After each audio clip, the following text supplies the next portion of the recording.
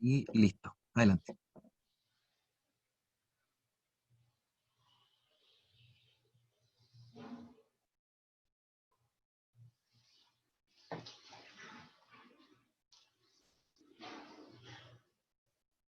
Tiene el micrófono apagado.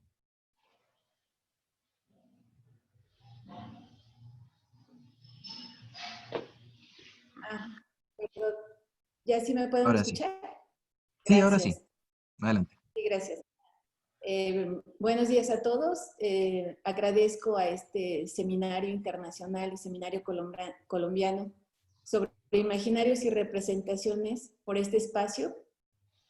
Yo soy la doctora Janet Rojas Mora, soy del Tecnológico Nacional de México, Campus Zacapuaxtla, y esta presentación también está en colaboración con el doctor Pierre Bocage de la Universidad de Montreal.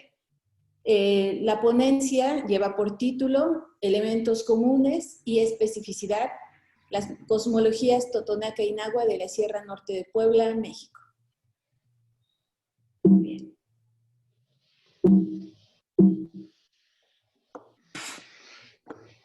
Un momento, ya. Bueno, el objetivo de esta presentación es analizar los relatos cosmogónicos de los pueblos nahua y totonacos, son vecinos de la Sierra Norte de Puebla, México. Para ello, analizamos 30 relatos de ambas culturas. Los relatos nahuas se retomaron de una recopilación hecha del taller de tradición oral del CEPEC, de Tim Knapp, de Reynoso Rábago y Pierre Bocage. Y los relatos totonacos se retomaron de la recopilación de Janet Rojas Mora, su servidora, Isabel Kelly, Alan Ichón y Nicolás Ellison. Para que tengan un panorama sobre este lugar, bueno, aquí está el mapa de México y resaltado de color rojo está el estado de Puebla. En la parte norte es donde se realiza esta investigación y como podemos ver, bueno, es un lugar montañoso con alta frecuencia de lluvias y una vegetación exuberante, ¿no? Entonces, estos son los pueblos donde, más bien, esta es la Sierra Norte de Puebla, en donde convergen pueblos nahuas y totonacos. Bien, entonces nosotros hablaremos de dos entidades básicas sobrenaturales. Por un lado están los creadores y por el otro lado están los dueños y los guardianes. Estos entes sobrenaturales, en relación a los creadores, ellos pusieron orden en el caos inicial, de acuerdo con los relatos que nosotros analizamos. Los dueños y guardianes controlan y cuidan el inframundo, las montañas, la lluvia, la tierra, los ríos, el fuego, las cosechas, la fauna terrestre y acuática, ¿no? Entonces, en una primera separación podemos ver esta diferenciación entre creadores y dueños y guardianes. Estas son también formas antropomorfas e incluso se pueden fusionar con la representación de algún santo católico, como San Juan Bautista, con el dueño de la lluvia. Y bueno, estamos hablando de un sistema de representación animista, los seres naturales, culturalmente más salientes como el maíz, los animales silvestres, los cerros, los ríos, a veces aparecen como dotados de juicio propio y de poderes sobrenaturales. Entonces, empezamos con este primer orden, que son los creadores. Y aquí nosotros encontramos 3 rupturas violentas en todos estos relatos que fueron necesarias para que a partir del desorden inicial surgiera el mundo tal como lo conocemos. La primera época, la del caos, terminó por el fuego. La segunda terminó bajo las aguas, las de abajo soltadas por Centiope. Más adelante hablaré de quién es este personaje. Los de arriba, de los diluvios en ambas tradiciones. Y en la tercera llegan el sol, que trae la vida y a la vez marca el tiempo y crea la muerte. Aquí vemos como un factor principal el maíz como alimento de los humanos, este surgimiento del maíz. Esta tercera punto es el ciclo donde nosotros vivimos actualmente. En relación con estos relatos, en el mundo totonaco, nosotros encontramos un relato del origen del mundo que habla de dos grandes rupturas. La primera la provocaron dos gemelos nacidos de un huevo, que ponen fin a la primera era primordial, y otra ruptura fue causada por el gemelo mayor, quien se sacrificó en la hoguera para cambiarse en sol y fue el primer amanecer. En relación a los nahuas, aquí podemos ver la historia de Centiopi, que habla en detalle de la primera ruptura, el hijo del maíz nacido de una virgen a la que picó un colibrí. La historia de Tamacasti o Tamacastín, héroe equivalente a Centiopi, es otra versión de este mismo relato. Aquí lo que vemos es que el protagonista o héroe cultural tiene un nacimiento fuera de las normas. Un feto tirado al agua por una muchacha picada por un colibrí o un huevo flotante. Lo recogen seres malévolos, ogros o diablos, que se los quieren comer. Los dos niños crecen muy rápido, eliminan a los seres malos, luego ambos buscan y encuentran los restos de sus respectivos padres, que resucitan pero que vuelven a morir. Esta segunda muerte del padre marca la ruptura definitiva con la era anterior. Y un elemento que me gustaría resaltar es que para realizar sus hazañas, este héroe cultural, Centiopi, necesitó a sus aliados animales. Siempre hay esta presencia de los animales en relación con los héroes y con los humanos, ¿no?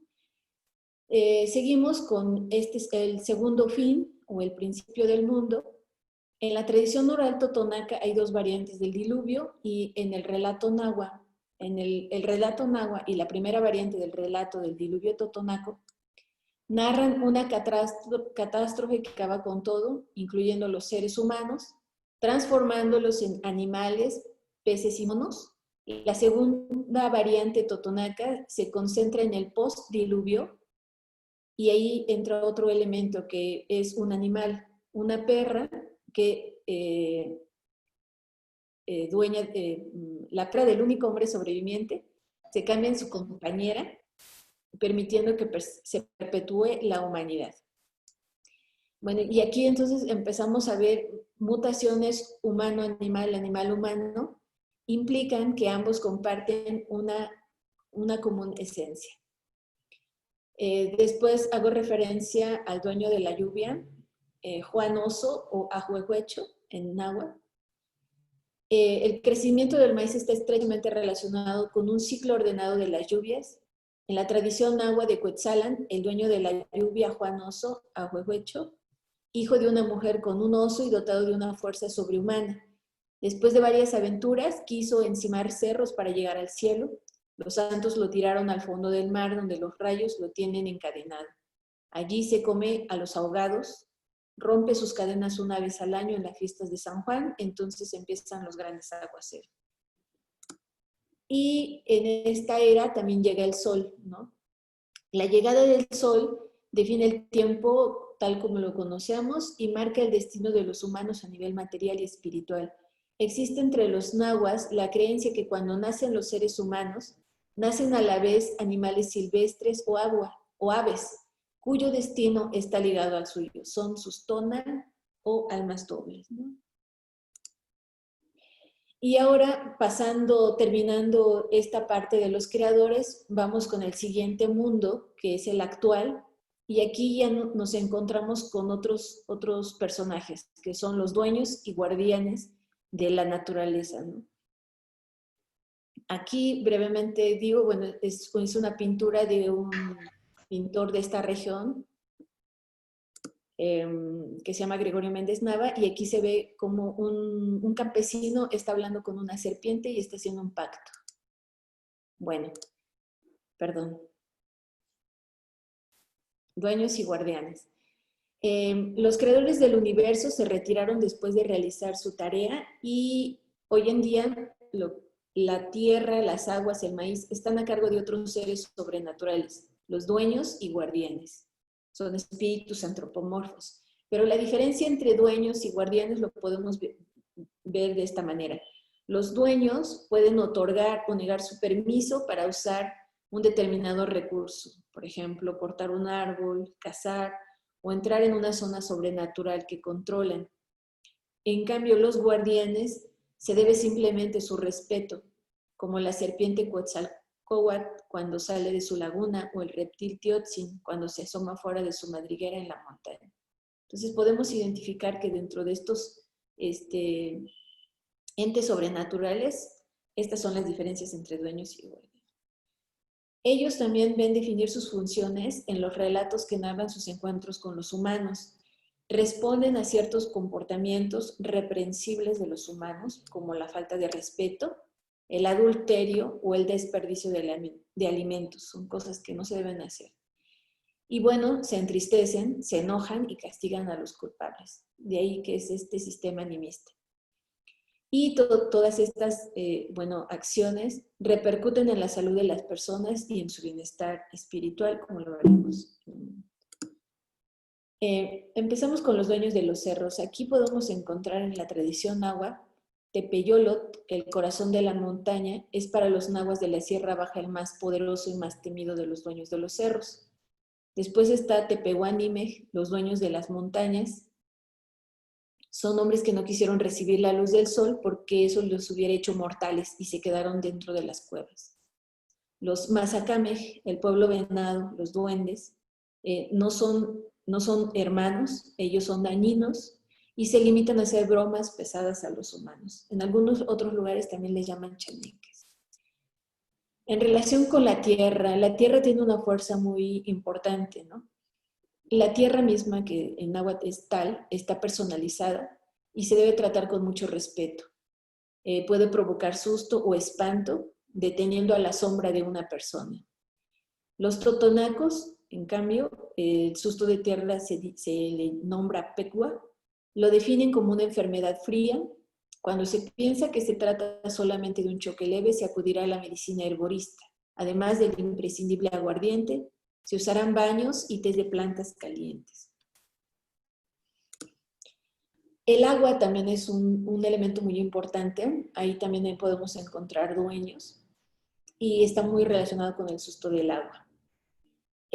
Las aguas de abajo las controlan entes femeninas, son las dueñas del agua. El sincretismo religioso asocia la personificación del agua de arroyo a la Virgen María. Con mucho respeto se le ruega que libera el espíritu que tiene cautivo. El susto de agua es peligroso, especialmente para los niños. Se tienen que llamar si es que van a los ríos. Aquí lo que podemos ver es que son seres dotados de voluntad propia, son elementos esenciales de la vida, pero su fuerza misma representa un peligro para los humanos. Y hay que apaciguarlos con ofrendas y rezos. Cuando surge del agua una fuerza negativa extrema, se hace intervenir el elemento opuesto, que sería el fuego. Y aquí podemos encontrar como ejemplos Sachiscu Chuchut, el hombre agua, en la tradición totonaca, en el pueblo de los Ochitán, y Mashkulit, el arco iris, en Mecapala, Puebla.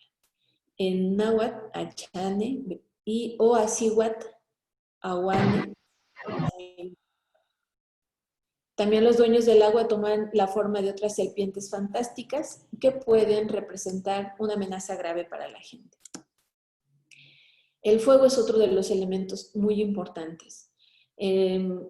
Los dos polos opuestos que estructuran el cosmos para los indígenas de la sierra, el frío y el calor, toman las formas respectivas de la serpiente y de los rayos y Tipskoya.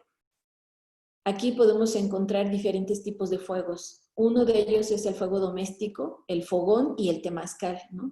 El fogón como este lugar en la cocina para hacer lumbre, y el temazcal como este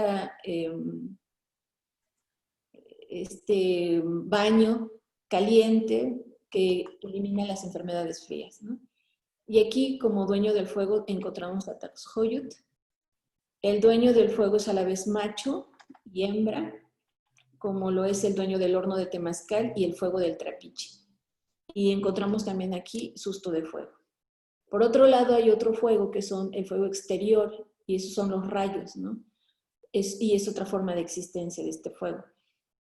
Comparte la naturaleza doble del fuego doméstico. Por una parte traen la muy necesaria lluvia y ellos mantienen amarrado a Huehuecho o Atzini en el fondo del mar para que no inunde el mundo. Por otra parte, su gran fuerza puede causar al ser humano un choque, el susto de fuego, Y esa fuerza puede ser utilizada por la medicina mágica para sanar o secar una enfermedad cutánea, la verruga o el mezquino. Y hay otros dueños también que son, bueno, otra fuerza del fuego, que son los dueños del fuego, son otras personificaciones. Según los interlocutores de Ichón en Mecapala, cada pueblo tiene 4 Taxjoyut, uno por cada viento o lado, 2 hombres y 2 mujeres.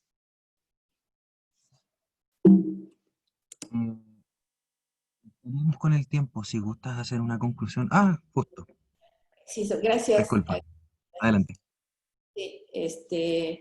De manera general, nosotros podemos ver grandes similitudes estructurales entre las cosmologías nahuas y totonacas, así como especificidades.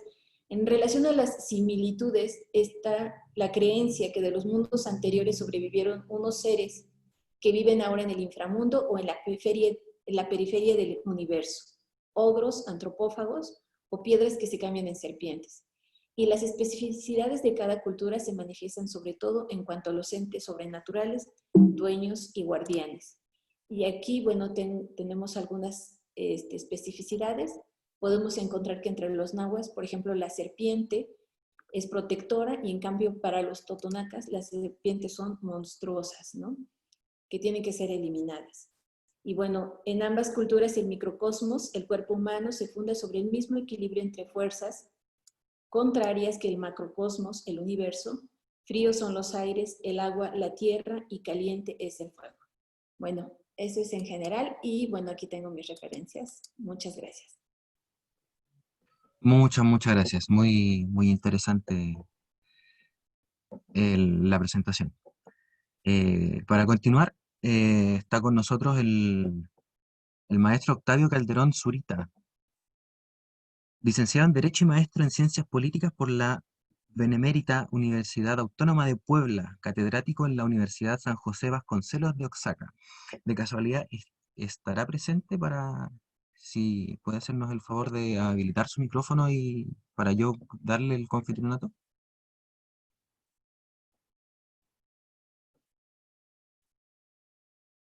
Sino para continuar con el siguiente expositor. No lo veo conectado, así que sigamos con el siguiente.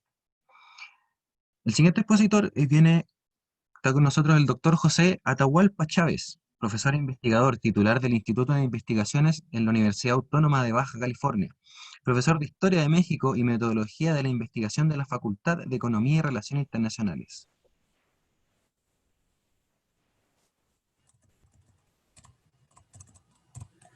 ¿Qué tal? Buenos días. Muy buenos días, doctor. Desde aquí, desde Tijuana, Baja California. Lo hago como anfitrión ahora. Sí, no voy a presentar diapositiva. Va a ser una lectura para igual no abusar del tiempo. Adelante, no hay problema.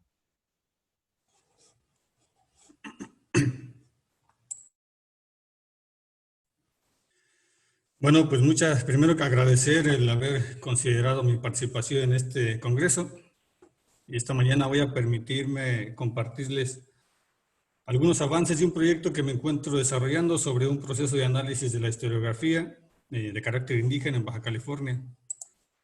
Dentro de la reflexión de los principales textos históricos y del quehacer de la única institución que tiene como función la construcción de la historia y la entidad, que es el Instituto de Investigaciones Históricas de la Universidad Autónoma de Baja California, identifiqué la presencia de representaciones disciplinarias sobre lo indígena, construidas, pero sobre todo retomadas, que influyen en la concepción, o que influyen y que influyeron en la concepción que sobre los grupos indígenas se ha generado la sociedad baja californiana. En esta participación, mi objetivo no es ser muy exhaustivo en cuestiones teóricas, pero no obstante es pertinente una explicación breve para precisar cuestiones conceptuales. Por un lado, retomo la noción de representación o representaciones desde la perspectiva de la historia cultural de Roger Chartier, para identificarlas como las maneras en que los individuos se perciben a sí mismos y a los otros desde posiciones diferenciadas. Creo que esto es algo de lo más relevante que hay en esta cuestión de las representaciones, que estas se construyen desde diversas posiciones, diversos puntos que permiten construir al otro de una u otra manera, ¿no? Hay ciertos intereses objetivos en las construcciones de representaciones y es por eso que hay presencias y ausencias, como también lo señala Chartier, ¿no? Es sabido que este concepto es derivado de las representaciones colectivas de Durkheim, con el que éste pretendía incorporar a escala individual una forma de esquema de clasificación y de juicio en las divisiones mismas del mundo social. En este sentido, las representaciones son portadoras de las diferentes modalidades de exhibición de la identidad social o del poder político, como lo hacen ver y creer los signos, las conductas y los ritos. Por otro lado, hacemos uso o hago uso de un concepto que ahí hemos maquilado, que son las representaciones disciplinarias. Estas representaciones disciplinarias serían aquellas construidas desde los marcos de las disciplinas sociales y humanas, de manera concreta, en este caso la historia, las cuales registran, describen y explican las dinámicas y fenómenos socioculturales aceptados como característicos y definitores de lo indígena en Baja California. Estos discursos tienen incidencia en la concepción que la sociedad se ha conformado sobre los grupos indígenas, tanto en el pasado, pero sobre todo en el presente, o en su presente. También la categoría de presente pues tiene diversas acepciones, depende del contexto y del momento en el cual se está escribiendo, argumentando o construyendo. La propuesta de representaciones disciplinarias retoma los aportes de Michel Foucault, quien argumenta que lo disciplinario refiere a un conjunto de métodos que posibilitan el control de los niveles y rangos de las operaciones sobre el objeto a estudiar, describir y explicar, que permiten su dominio, manejo y uso práctico en contextos determinados. Bajo este posicionamiento, las representaciones indígenas que fueron retomadas y construidas por los historiadores profesionales de 1975 hasta el 2011, 1975 representa el momento de fundación del Instituto de Investigaciones Históricas, que en ese momento dependía o era un enlace o una unidad satélite de la UNAM, de históricas de la UNAM. Y el 2011 representa el momento de publicación de un texto colectivo entre historiadores y antropólogos, donde la versión sobre los indígenas se va a diversificar y va a incluir otros elementos más allá de los que voy a señalar.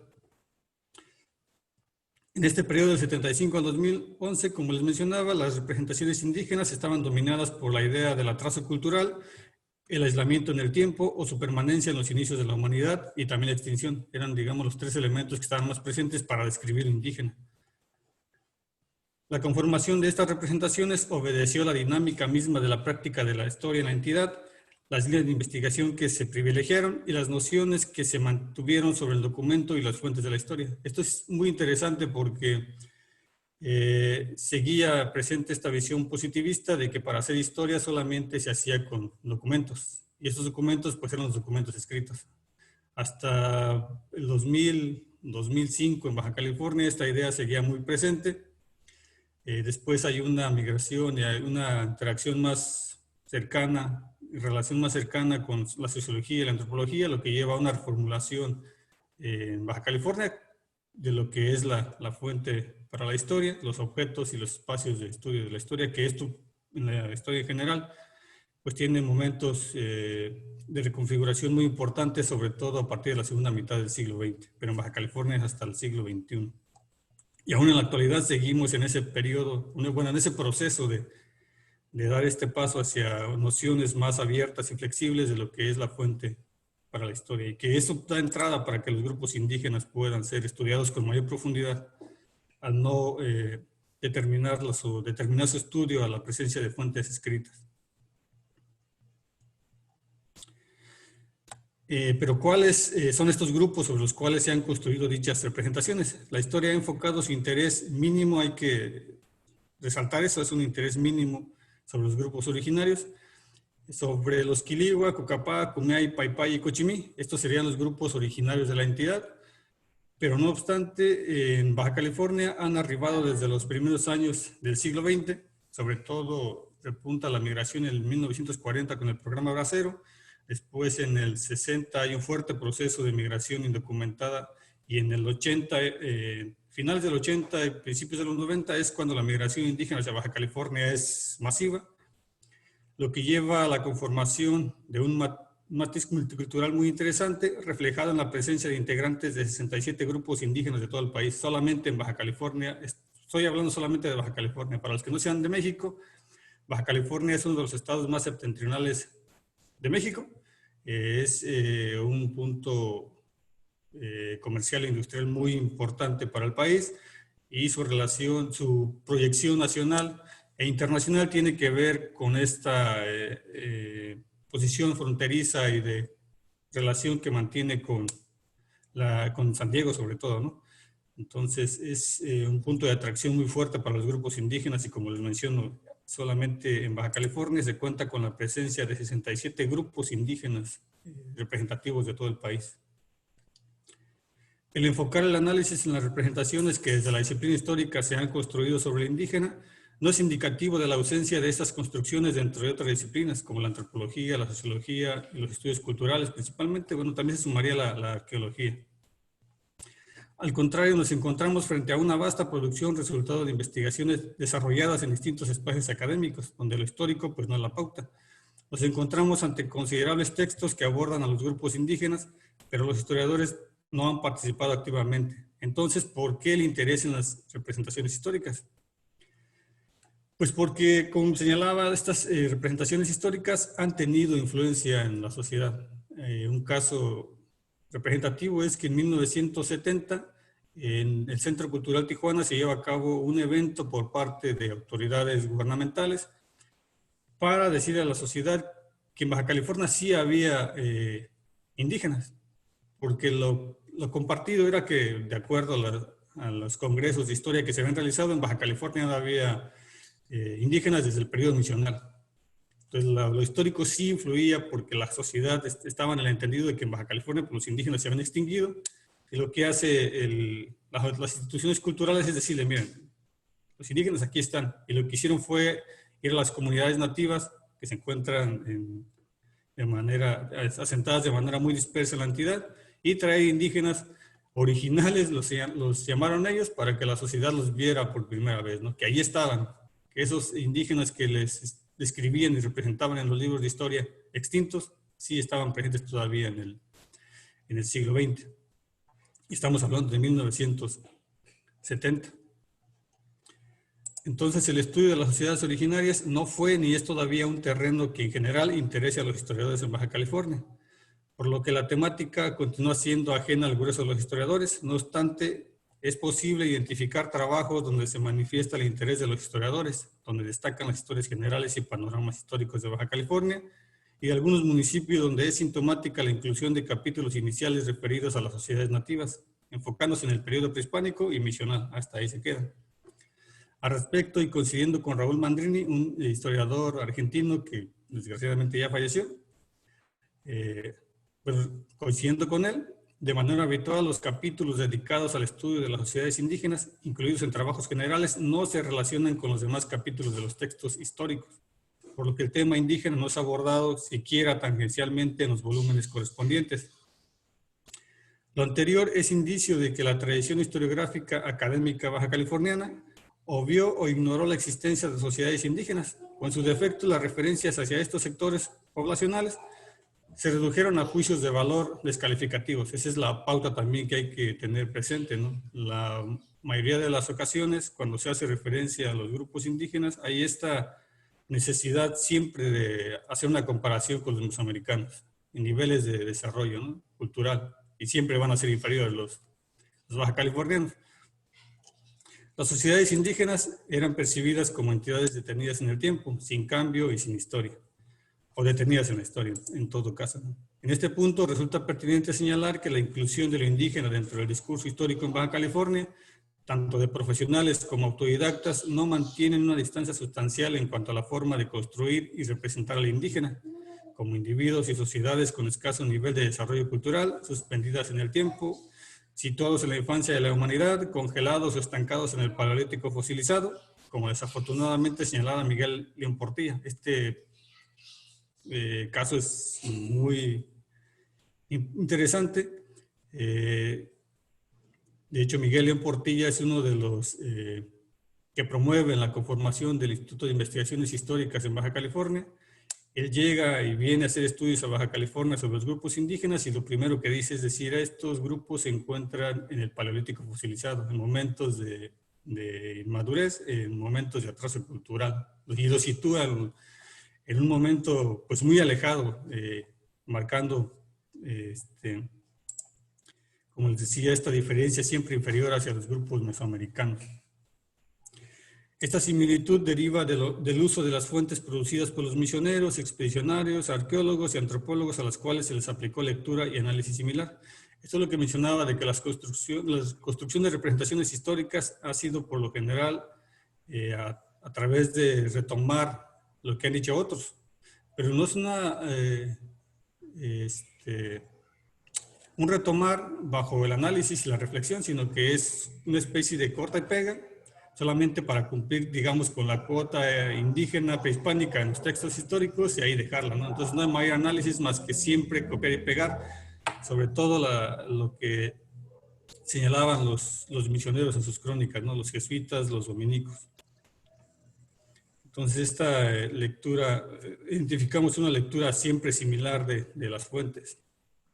Por otro lado, las representaciones del indio o indígena dentro de los textos de los historiadores son producto de diversos factores, como la situación contextual en las cuales son elaboradas, matizadas por procesos de modelación de la imagen de un nuevo estado de la federación, al que dotar de profundidad histórica, donde los acontecimientos de protección y salvaguarda de la península son más sobresalientes que destacar la herencia prehispánica. Esto es muy relevante. En 1950 se lleva a cabo, en la década de 1950 se lleva a cabo un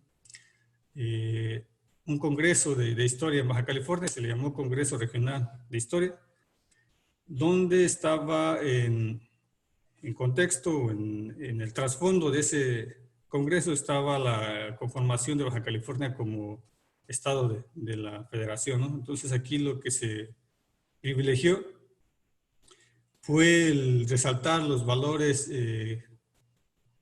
culturales, pero más enfocados al consumo, a las potencialidades turísticas que la entidad puede tener y atracción para los extranjeros, sobre todo norteamericanos, el potencial económico de la entidad, y por eso a los indígenas se les replegó a un estado de desinterés, ¿no? De hecho, entre la justificación del Congreso por parte del gobernador Braulio Maldonado, lo que se dice es que hay que resaltar lo que hacen las nuevas generaciones, lo que pasó en el pasado, perdón la redundancia. Eso no es relevante para la proyección y la posición identitaria, construcción de identidad de los nuevos bajacalifornianos. Lo que resalta, lo que debe de ser más importante es lo que hacen las nuevas generaciones. Y la mayoría de las nuevas generaciones para ese momento son migrantes, principalmente gente que ha migrado de Sonora, ¿no? Entonces, ahí vemos un interés concreto de la historia de hacer como este deslinde del pasado, ¿no? Y mantener a los indígenas allá, muy alejados de lo que sucede en 1950 en este caso. Estimado, perdón la interrupción, pero ya estamos con el tiempo y le ruego hacer una conclusión. Sí, ya voy cerrando. Por otro lado, la formación profesional desde la cual se anuncia lo indígena, donde el parámetro está determinado por la construcción del indígena nacional, identificándolo con las denominadas culturas mesoamericanas, que es lo que les mencionaba. Y en el proceso de profesionalización de la historia de la entidad se distingue dos momentos. El primero relacionado con la toma de distancia cada vez mayor de los historiadores con respecto del tema indígena, y el segundo dando entrada en sus historias generales a los antropólogos y sociólogos para abordar la cuestión derivado asimismo por la presencia de la población migrante. Para terminar, quiero concluir señalando que el análisis histórico de las sociedades y grupos indígenas en Baja California, que es muy necesario de realizarse de una manera profunda y reflexiva, debe enfatizar en la formulación de los elementos conformadores de las representaciones de la cultura indígena, como posibilidad de adaptación e influencia sobre las situaciones contextuales de su devenir histórico, sus liderazgos, organizaciones, concepciones religiosas, relaciones con el Estado, sus agentes e instituciones, sus costumbres, memoria, lengua y territorio. Se debe comprender que se trata de una historia múltiple, creativa, dinámica, en constante reinvención de los procesos constitutivos de las sociedades indígenas. Por eso terminaría. Muchas gracias. Muchas gracias, muchas gracias. Ya para continuar, viene con nosotros Anabela Pérez. Si es que estará aquí, ¿puede abrir su micrófono, por favor?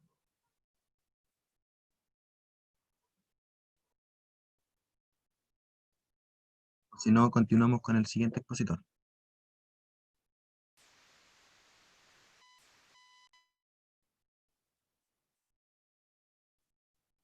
¿No? Pareciera que no. Bueno, el siguiente expositor es el magíster Sergio Delgadillo. Si le pido lo mismo, si es que puede abrir su micrófono para poder darle el pase.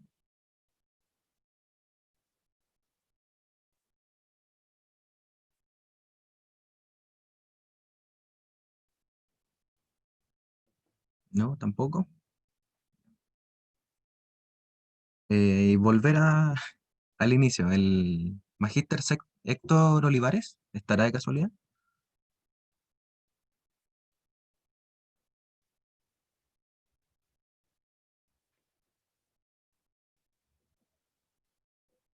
Veo que no. El maestro Octavio Calderón,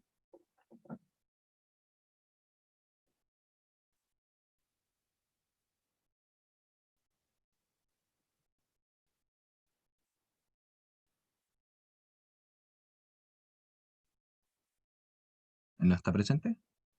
Veo que no. Ya. Bueno, si no están los expositores, pasamos a la ronda de preguntas. Si es que alguien tuviera alguna pregunta, algún comentario, están abiertos los micrófonos para que gusten hablar. Buenos días. Buenos días. Adelante. Eh, Primero que todo, pues felicitar a los expositores. Disculpe si no pronuncio bien, Sanat Rojas y Atahualpa. Creo que así llaman los dos expositores que acabaron de hacer sus presentaciones. Si me equivoco, me disculpan. Entonces, una gratitud frente a los temas que han expuesto. Me parece muy interesante, digamos, ¿no? Digamos, yo soy de Colombia, vivo en el sur de Colombia, donde también hay bastantes comunidades indígenas, en el departamento del Cauca, sobre todo, si alguien conoce. Y en este momento, pues, se está dando, entre comillas, una especie de revolución, o si quisiéramos una emancipación mucho más visible. Siempre ha estado ahí, pero ahora mucho más visible. Si de pronto han tenido la oportunidad de ver algunas noticias, la semana pasada hubo el derribo de una estatua de un sitio sagrado de ellos, ¿no? Entonces lo interesante de la situación es cómo inmediatamente el alcalde, y aquí pues hago no referencia sesgada, sino qué es lo que sucede, ¿no? El alcalde inmediatamente dijo que pagaba 5 millones de pesos recompensa por los indígenas que han hecho esto y que inmediatamente restituiría la estatua en su lugar. Eso pues lo que denota es que en nuestra ciudad pues hay una negación de lo indígena a pesar de que el 70% de nuestra población es indígena. Finalmente eso no se dio en redes sociales. Afortunadamente las redes sociales se han constituido en una forma de dar una opinión, una postura de la comunidad. Pues obviamente lo cuestionaron por eso, ¿no? A nivel internacional, los medios lo que comentaban era de forma clara qué era que había sucedido, pero los medios a nivel local hacían una alabanza a la sangre azul de la ciudad. Todo esto para comunicarles que justamente con lo que hablaba la primera exposición, o más que eso, es una pregunta para la primera expositora, era cómo esos creadores y esos dueños de la naturaleza que ella nos comparte y que me parece muy interesante, se mantienen aún. Es decir, esas leyendas que ella expone ahí, que me parece muy interesante, pues ella las ha recogido, no sé hasta qué punto están digamos, presentes en el lenguaje de la comunidad presente, más que todo en los jóvenes. Esa sería como una inquietud frente a ella. Y para el segundo expositor, Atahualpa, me parece muy interesante toda la reflexión que hace y cómo el gobernador justamente mira en lo indígena una oportunidad para la productividad. él lo comenta ahí. Y cómo él trata de también negar el pasado de los indígenas, porque aparentemente eso ya no es relevante, debemos pensar en los jóvenes. Creo que ahí sería un buen discurso para enganchar a los jóvenes, creo que ellos podrían caer en ese sofisma. Pero justamente lo que él comenta, los jóvenes son inmigrantes, pero yo le agregaría no solamente eso, sino que ya en su imaginario hay un gran posicionamiento de lo nuevo, de la novedad, de negar lo pasado. Entonces la pregunta para él, para cerrar con esto, es cómo desde la educación en su país o en su región están haciendo, digamos, cierto contrapeso a esos discursos que existen. Sería eso que me gustaría escuchar y gracias por la presentación. Genial. Chanat, ¿te gusta responder primero? Muchas gracias. Muchas gracias por la pregunta. Bueno, comentando un poco con lo que inició Pastor Benavides, esta negación de lo indígena. Miren, nosotros estamos en la Sierra Norte de Puebla, es un lugar rural prácticamente, tenemos algunas ciudades grandes, pero en realidad son poblaciones no tan amplias, aunque hay una gran concentración de personas dentro de esta región. Y en esta región son de los lugares donde hay mayor conservación lingüística en relación con el náhuatl y también con el totonaco, ¿no? El totonaco se divide en Puebla y Veracruz. Y en el náhuatl, pues es toda la zona centro de México, pero en la Sierra Nororiental de Puebla, los municipios son totalmente indígenas y hay una fuerte presencia lingüística y eso nos ayuda mucho a conservar ciertos elementos culturales de estas tradiciones, ¿no? Eso por un lado, ¿no? Entonces, si usted menciona esta parte de la negación de lo indígena, yo creo que en muchos países estamos viviendo eso, pero aquí en esta Sierra Nororiental, nosotros podemos ver, al mismo tiempo que hay esa parte de negación de grupos mestizos, también podemos ver los proyectos de afirmación cultural, de fortalecimientos culturales, y que se están moviendo en diferentes esferas, no solamente en la parte cultural, sino en la parte política, en la parte ambiental incluso. Entran muchos movimientos sociales en donde los pueblos están tratando de fortalecerse, fortalecer la autonomía, la autodeterminación incluso. Entonces es un proceso que estamos viviendo también aquí en la Sierra Nororiental de Puebla, pero creo que tenemos grandes ventajas en relación a que tenemos una conservación cultural importante, ¿no? Y bueno, en relación a su pregunta, que cómo estas leyendas se mantienen aún presentes dentro de las nuevas generaciones. Estos relatos que nosotros fuimos recogiendo se realizaron a personas, sobre todo mayores, ¿no? Personas adultas mayores que nos pudieron relatar de primera mano bueno, algunas de primera mano y otras fueron otras referencias de otros investigadores que han realizado también sus investigaciones, pero generalmente son los adultos mayores. Si hay un proceso como de que las nuevas generaciones no todas conocen estas leyendas y estas formas de conocer la naturaleza desde otro punto de vista, ¿no? Entonces, las nuevas generaciones, sobre todo en los pueblos, sí tienen esta continuidad en la tradición oral. Sin embargo, poco a poco percibimos que se está diluyendo. Y ese pues sí es un grave problema.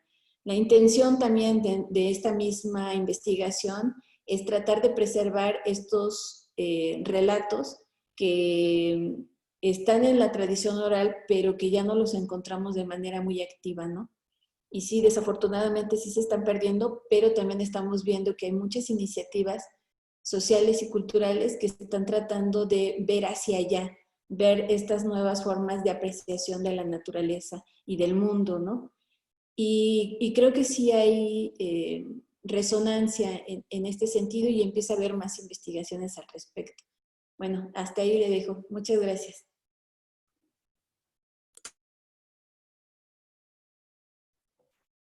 Eh, Doctor, Sí, sí, adelante. sí, en cuanto al comentario y pregunta, pues sí, lo que se dejaba entrever en ese Congreso del 50 era que el gobernador aceptaba, sí tenemos un pasado prehispánico, pero no importa por el momento, ¿no? Sí somos descendientes, o algunos habitantes de Baja California son descendientes de esos primeros pobladores, pero eso se quedó allá, ¿no? Ahora lo que viene es la productividad, la modernización, industrialización más que modernización de Baja California, ¿no? ¿Cuáles son los contrapesos que se han desarrollado? Bueno, para el momento, digamos que ninguno. Eso siguió hasta por lo menos 1970, 75 más exactamente, 74, 75, donde hay una especie de contrapeso institucional y que se manifiesta con la llegada del INI, de lo que entonces era el Instituto Nacional Indigenista. Lo que hace el INI es llegar a Baja California. En un primer momento están confundidos también porque vienen con esta idea de que en Baja California no hay indígenas. Y ellos llegan y dicen, pues es que aquí no hay indígenas. ¿Por qué no hay indígenas? Porque no hay pirámides. ¿Por qué no hay indígenas? Porque no están en las calles como están, por ejemplo, en la Ciudad de México, o están en otros estados como Michoacán o en Oaxaca, en Guerrero, ¿no? No están en las calles, no están cantando, no están bailando, no hay artesanías, entonces aquí no hay indígenas. Lo que hacen ellos es empezar a promocionar el rescate de las prácticas que para ese momento empiezan a llamarse tradicionales. Tampoco es que con ellos se reinvente todo, se haga todo desde cero, no, se significan y se rescatan algunas cuestiones relacionadas con lo que mencionaba, con las danzas, con las fiestas, con los cantos. Empieza un proceso de reivindicación muy interesante que para el momento son las personas de mayor edad en las comunidades, las autoridades tradicionales, los jefes tradicionales, los que empiezan este proceso de reivindicación cultural, que está ligado con cuestiones relacionadas con la tierra, la posesión legal de la tierra, ¿no? Aún hay muchas problemáticas referentes a cuestiones agrarias, como en la mayoría del territorio nacional en los grupos indígenas. Aquí toda la reivindicación cultural está ligada con eso. Lo interesante de esta primera experiencia de reivindicación de la indígena es que a principios de los 80, como les mencionaba, hay un proceso de migración muy fuerte de otros estados de la República. Llega mucha gente de Oaxaca, llega mucha gente de Michoacán, de Guerrero, de Chiapas, de Jalisco, y eso provoca que estos indígenas que vienen con una noción mucho más desarrollada de reivindicación, de hacerse visibles, lo que hacen es llegar a Baja California, empezar a cantar, a bailar, a organizarse, a hacer eventos culturales, y esto provoca que dentro de la población originaria, los que les mencionaba, Cucapá, Cumiay, Cochimí, Paypay, Quiligua, los indígenas empiezan a identificar las posibilidades que tienen ellos y se reivindican como indígenas. Entonces empieza un proceso de reivindicación de los indígenas en elementos culturales, pero por parte de las nuevas generaciones. Los jóvenes empiezan a exigir espacios educativos. Es muy interesante, por ejemplo, lo que está pasando en la actualidad de que los grupos, los integrantes de los grupos indígenas, los integrantes jóvenes, están solicitando una universidad de carácter intercultural aquí en Baja California. Pero son los indígenas los que están llevando a cabo esta iniciativa, ¿no? Las generaciones, digamos, ya más adultas, ellos se han relegado un poco de estos procesos de organización, de reivindicación, de gestión. Y de hecho, en algunas entrevistas que he tenido con algunos de los que en su momento fueron los principales líderes indígenas aquí en Baja California, ellos me dicen, pues le dejamos la batuta a las nuevas generaciones. Nosotros ya no tenemos ni los mecanismos, ni estamos cansados para seguir haciendo ese tipo de reivindicaciones. Entonces, las nuevas generaciones que sean aquellas las que lleven a cabo este tipo de cuestiones, ¿no? Entonces, las nuevas generaciones sí tienen mucho peso en la actualidad en Baja California. Digamos que desde el 2000 hasta la actualidad, son los jóvenes los jóvenes indígenas son los que se presentan a negociar con las autoridades del Estado, políticas culturales, para espacios de venta de artesanías, para, como les mencionaba, centros educativos, para proyectos de reivindicación, rescate y preservación de la lengua, la gastronomía y todo eso, ¿no? Entonces, hay ese tipo de contrapesos que ponen en cuestionamiento lo que se escribe desde la academia, ¿no? Muchas veces la academia, como les mencionaba, sigue estancada en estas nociones de que los indígenas se quedaron en el pasado, sin tomar en cuenta todos estos procesos muy interesantes de reconfiguración de lo indígena en la entidad. No sé si haya contestado la pregunta o si queda algo por ahí suelto que pueda profundizar. No, por supuesto, hay mucha claridad y pues si en el momento no hay alguien más que comente, escuchamos y si no, quisiera hacer un último comentario. ¿Alguien más que quiera hacer algún comentario?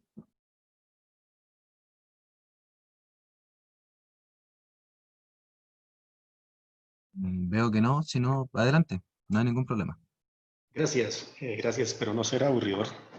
Como digo, esto no, realmente me parece muy interesante conocer esas ideas y eso porque, digamos, en mi caso, desde muy joven ha sido un interés personal la cultura de México, no en términos de entrar académicamente, por cuestiones de tiempo de trabajo, pero sí estar atento a todo el fenómeno mexicano en Colombia, digamos, ¿no?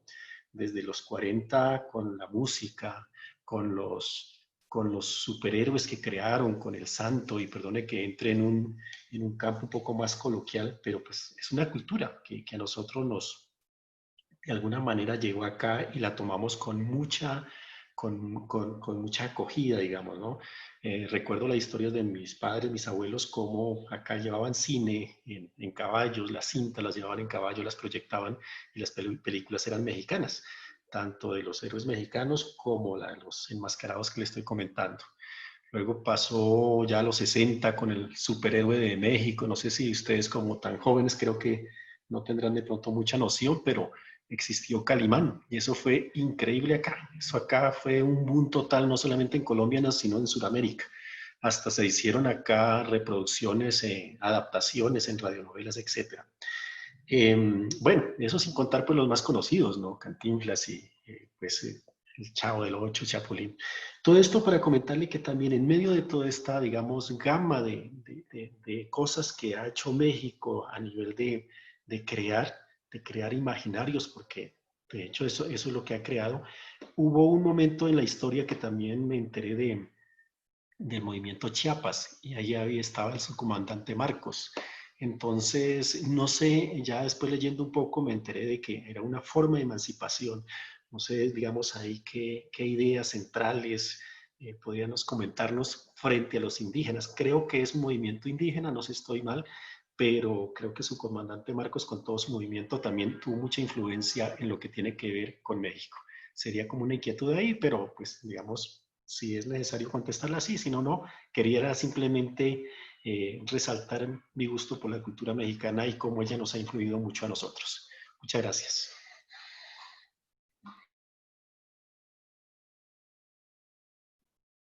Adelante, sin doctor, si gusta responder, no hay ningún problema.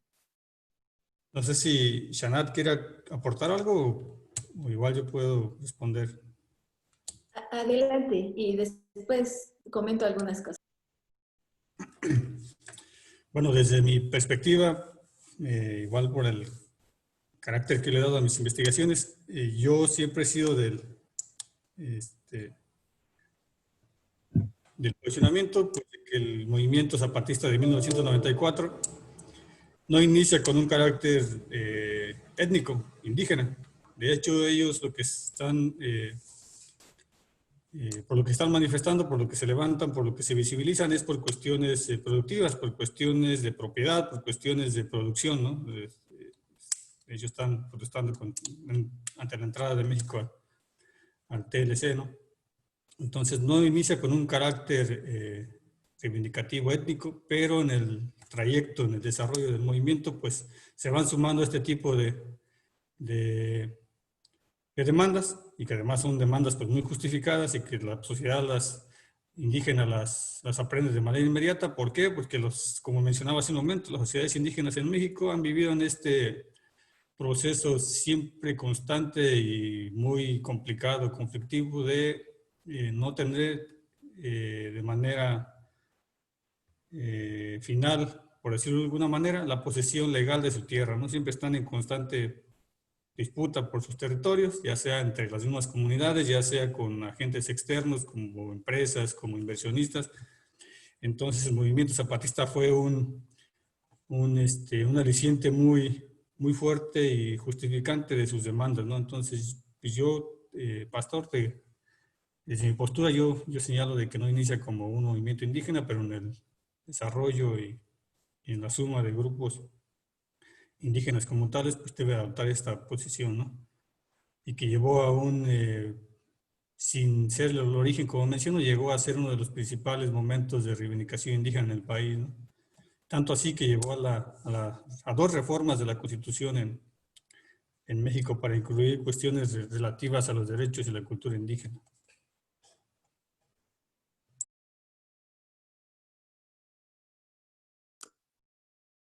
Bueno, en relación a los elementos culturales de México, la verdad es que pues comparto esta apreciación sobre la importancia del cine de los 40, el cine de oro mexicano, no solamente para México, ¿no? Y los imaginarios que fue creando en relación a varios sujetos que ahí fueron apareciendo, ¿no? Entonces, es muy interesante esa etapa de México y posteriormente también muy interesante el surgimiento de nuevos héroes que se van desarrollando a través del cine, ¿no? Muy interesante todo ese tema.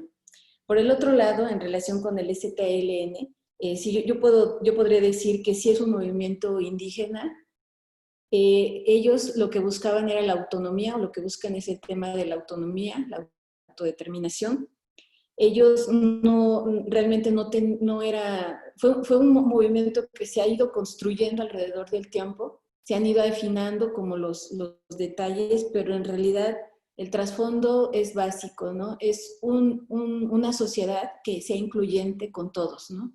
Y ellos decían, nosotros no es que nos queramos separar, nosotros somos México también y queremos que se nos visibilice como mexicanos, como indígenas que somos y como mexicanos, ¿no? Desde las diferentes identidades, ¿no? Entonces eso para México fue una cosa impresionante. Fue un momento muy fuerte en distintos términos, como lo dijo el compañero Atahualpa. Hubo reformas incluso ante la ley, no estuvieron totalmente conformes con eso, pero también fortaleció mucho los movimientos indígenas a nivel nacional. A partir de ese movimiento empezaron a surgir más movimientos a nivel nacional que buscaban distintos objetivos relacionados con el bienestar de los indígenas. Entonces, para nosotros sí fue muy importante porque a nivel, aunque nosotros sabemos que estamos aquí los indígenas, que tenemos niveles de organización, en fin, pero necesitábamos esta visibilización nacional e internacional que pudiera catapultar las formas de gestión de los mismos pueblos indígenas. Entonces, para nosotros el STLN fue como un momento muy importante. Ellos siguen trabajando y hay más movimientos indígenas en México, ¿no? Afortunadamente, yo donde vivo, vivo en Zacapoaxtla, en la Sierra Nororiental de Puebla, y aquí podemos ver movimientos indígenas muy interesantes en términos productivos, en términos de identidad, en términos de política también, en términos de movimientos sociales, muy importantes, ¿no? Entonces, pues en eso estamos y agradezco mucho. ¿Se puede agregar algo más, Nicolás? Sí, además que hay una pregunta en el chat.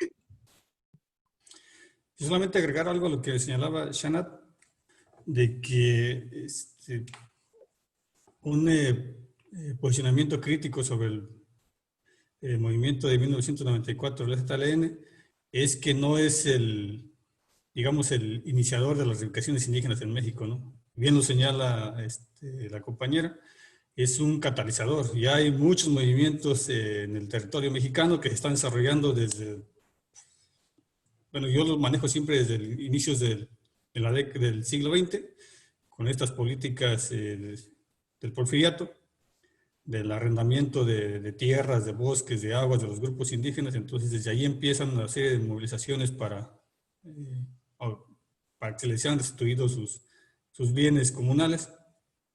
Entonces ya hay varios movimientos y lo que hace muy efectivo el zapatismo es evidenciarlo, ¿no? Llevarlo a la escena pública, porque los otros ya estaban desarrollándose y tenían muchos niveles, tenían niveles mucho más consolidados que el zapatismo, pero no se habían proyectado más allá del espacio local, se habían quedado siempre en lo local.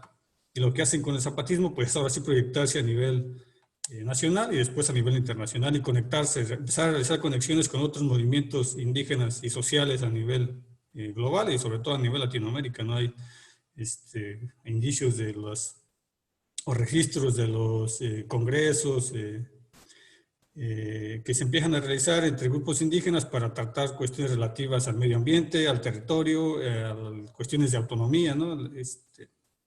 Entonces sí, lo que propicia el movimiento del zapatismo, del ZLN, es precisamente eso, ¿no? De que todas estas movilizaciones y reivindicaciones que ya se estaban dando desde el espacio local salgan a la luz pública y sean conocidos, ¿no? Y sea un medio de presión, ¿no? Y ahora sí se utilice lo indígena, lo étnico, como una bandera de lucha y de protesta y de demanda, ¿no? No sé, ¿cuál será la siguiente pregunta que queda? En el chat nos dice Uriel, voy a leer textual. A mí me gustaría preguntar por la mística de este pasado ancestral. Por ejemplo, aquí los indígenas Misak hablan de las curaciones de sus sueños, y pues eso me parece que rompe más profundamente con la epistemología occidental. Bueno, esa pregunta creo que es para mí. También nosotros, ¿no? Dentro de las curaciones indígenas podemos encontrar dos partes, ¿no? Una, la herborista, la que se cura a través de plantas y aguardiente y algunas prácticas relacionadas con las plantas medicinales. Y por el otro lado están las curaciones mágicas, ¿no? Y dentro de esas curaciones mágicas, bueno, nosotros no hemos encontrado en relación con los sueños, pero sí hemos encontrado, por ejemplo, que el trueno o los rayos, más bien los rayos, pueden curar alguna como enfermedad, ¿no? Eh, o ciertos malestares, ¿no? Entonces con alguna hierba se tallan y se lo avientas al rayo, te volteas y no debes de mirar hacia donde tiraste como el mal que te estás echando. Volteas y lo tienes que hacer en 7 ocasiones y después olvidarte de que tienes ese problema y efectivamente se borra el problema que tienes, ¿no? Entonces, ese tipo de cosas, quizá lo estoy platicando de manera muy rápida, pero son elementos que sí encontramos dentro de este mundo que trata de restaurar el equilibrio dentro de la persona, ¿no? Entonces ese equilibrio puede ser espiritual o puede ser físico, pero tiene que ver con el desequilibrio entre el frío y el calor. Básicamente, si nos pasamos de frío, adquirimos una frialdad que puede ser el susto, etcétera, y hay formas de curarse, ¿no? Igual el calor, ¿no? Entonces, esta dicotomía generalmente lo encontramos en los pueblos indígenas, que entre estos desequilibrios entre frío y calor viene una enfermedad, ¿no? Y entonces ahí podemos encontrar la medicina herborista y por el otro lado la medicina mágica. Sí lo encontramos nosotros también. No sé si hay alguna otra duda al respecto. Por lo que leo en el chat, no. ¿Alguna otra pregunta? ¿O comentario? ¿O lo que quieran? Los micrófonos están abiertos a cualquier pregunta si es que lo quieren habilitar para comentarnos.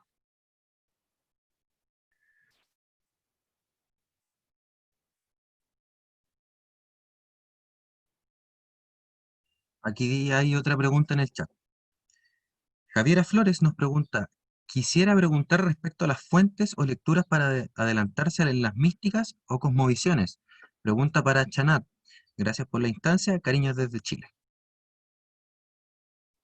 Muchas gracias.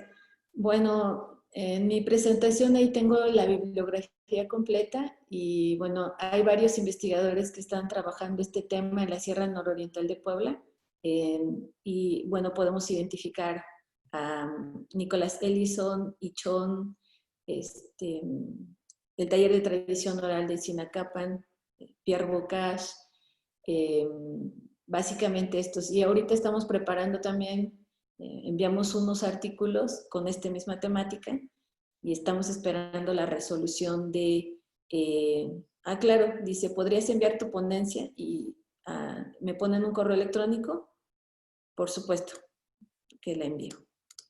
Y bueno, y ahí pueden consultar la bibliografía de manera extensa. Gracias. Genial. De todas maneras, todas las ponencias van a estar, me pregunté hace un rato y me dijeron que van a estar en Facebook de aquí de la universidad, así que hay que quedar solamente atentos a lo que digan ahí. ¿Alguna otra pregunta?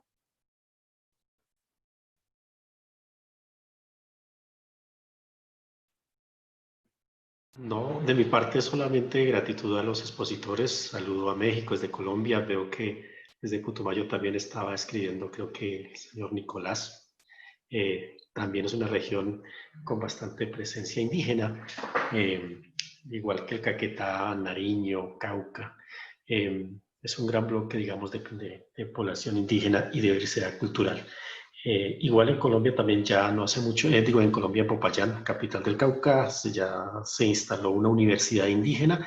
Sería interesante de pronto, seguramente ya lo han hecho sus contactos con la Universidad de México y se están haciendo trabajos en torno a tratar de conseguir una educación propia, no solamente en educación básica y media, sino a nivel superior.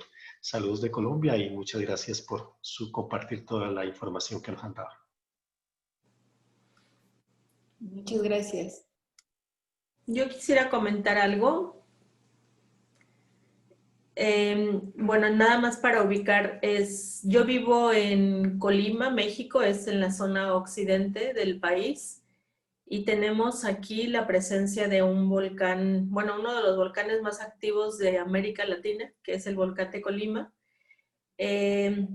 Y hace unos años hubo una reubicación de una comunidad cercana al volcán. No es una comunidad indígena, sin embargo, en ese momento de coyuntura en la parte de la reubicación de la comunidad, se tuvo la presencia del Frente Zapatista, del Ejército Nacional, y fue una cuestión tan curiosa que la gente de la comunidad, o bueno, una parte de la comunidad, adoptó esta cuestión del indigenismo para, más bien como una estrategia para rechazar la reubicación, ¿no?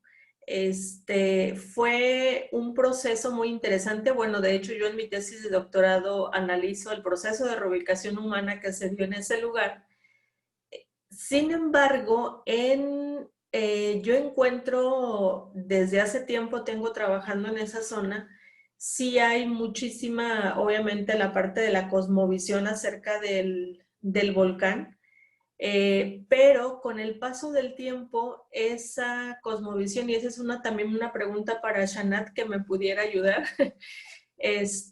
yo con el paso del tiempo he visto cómo esta cosmovisión ha ido cambiando a partir de todo el contexto político y económico que se ha generado desde la reubicación que fue en el 2002 hasta este momento. Obviamente también han pasado, las generaciones han ido cambiando. Obviamente los niños que eran en ese tiempo de la reubicación ahora ya son jóvenes, la gente más o menos de mediana edad y ahora es más adulta, etc. Pero sí he visto cómo esta cosmovisión respecto al volcán se ha modificado, y quiero preguntar si esa es una de las cuestiones normales, comunes, que tú me pudieras orientar al respecto. Y también me interesa, alguien por ahí puso, si nos podías compartir bibliografía, te lo agradecería muchísimo. Gracias.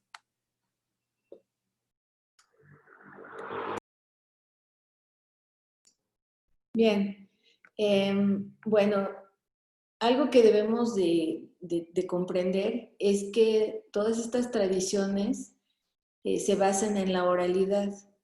La oralidad, pues, es esto de que los abuelos se lo transmiten a los hijos se los transmiten a los otros hijos y se va de generación en generación. Entonces, este paso de una historia hacia las otras generaciones lleva a cambios generalmente. Entonces, por eso podemos nosotros encontrar distintas versiones de un mismo mito, ¿no? Por ejemplo, o de una misma leyenda, distintas vertientes. Entonces, como es algo oral, cada persona o cada generación le va imprimiendo quizá algo, ¿no? Y eso pues es parte de del mismo proceso oral y del mismo proceso de apropiación de las historias para los contextos actuales o que la generación necesita, ¿no? Por distintas situaciones, ¿no? Entonces, los cambios se dan, no es algo escrito y que así deba de pasar de manera tal cual, ¿no? O pura, ¿no? Al contrario, es algo que se va moviendo y se va diversificando. Entonces, pues sí hay que verlo desde ese punto de vista, que esto se mueve, ¿no? Y entonces la historia que me van a contar ahorita, es posible que a quien se la haya contado, a quien me la contó hoy, puede ser que le haya cambiado algo o que haya enfatizado algo, en fin, ¿no? Es una de las características de estas tradiciones, ¿no? Y por eso es tan rico y por eso es tan complejo también acercarse a este tipo de fuentes, porque no es algo inamovible, sino al contrario, se va moviendo constantemente y a veces hasta es contradictorio. Entonces, a veces la contradicción solamente en términos generales, pero en general, como de manera estructural, hay una continuidad y es ahí donde podemos ver más estos elementos comunes, ¿no? Bueno, no sé si respondí a esa pregunta. Gracias. Janat. ¿Puedo agregar algo sobre eso? Sí, yo creo que estaba tocando de alguna manera la pregunta que yo también iba a hacer, porque veo que a nivel global en otros puntos también se está dando como un fenómeno de revalorización, de reubicación, de reconocimiento de los pueblos originarios, algo que viene sucediendo, ¿no? Hace rato y que ya es imparable, enhorabuena. Pero a veces me pregunto, porque en el contexto global hay como una tendencia que se puede hacer varias lecturas de esa tendencia, como retrógrada, como tradicionalista o de recuperación de identidades, o de fanatismos. O sea,